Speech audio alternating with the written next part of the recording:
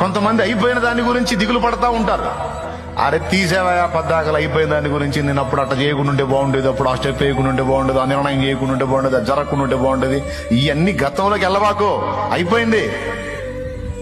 ఇక టోటల్ లైఫే లేదా, ఇంకా లైఫ్ ఉంది. గడిచిపోయిన గతాన్ని నువ్వు మార్చలేవు. నీ ముందున్న భవిష్యత్తుని దేవుని బట్టి శాసించగలవు. అర్థమై కొడుతున్నావా, లేకపోతే అర్థమైందా? అది గడిచిపోయిన గతంలోకి మళ్ళా పోయి నువ్వు దాన్ని మార్చగలవా? అయిపోయింది, ఒప్ప తప్ప అయిపోయింది, కాదనుకున్నా ఇప్పుడు కాదు. ఇక ఆ గతంలోకి వెళ్ళి నువ్వు దాన్ని చేంజ్ చేయలేవు. అది వివాహ జీవితమే కావచ్చు, ఏ విధమైన అంశాన్ని కూర్చిన సమస్య అయినా,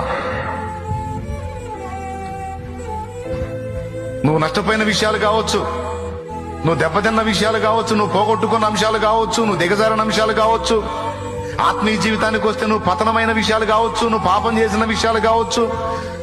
నా వల్ల అప్పుడు అలా జరిగింది, ఇప్పుడు ఇలా జరిగింది. సైతానుగాడు ఒకడు పక్కన చేరి నిన్ను నిన్నలలో బతికేటట్టు చేస్తాడు. వాడు నిన్నలో బతికేటట్టు చేస్తాడు. యేసయ్య అంటాడు, నిద్రమోహవాడా, నిన్న అయిపోయింది, నీకు నేడు రేపు రెండున్నాయి.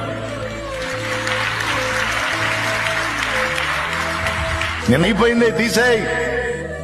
నేడు రేపు ఉంది.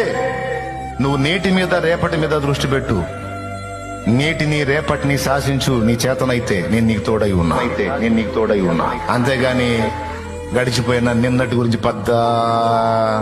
పద్దా మీరు పూర్తి చేయండి. పొద్దస్తమాను దాని తవ్వు కూడా ఎందుకు, తీసేయి, అయిపోయింది. గతం గత. సమీపంలో నూతన భవిష్యత్తు ఉంది, దాని గురించి ఆలోచన చెయ్యి.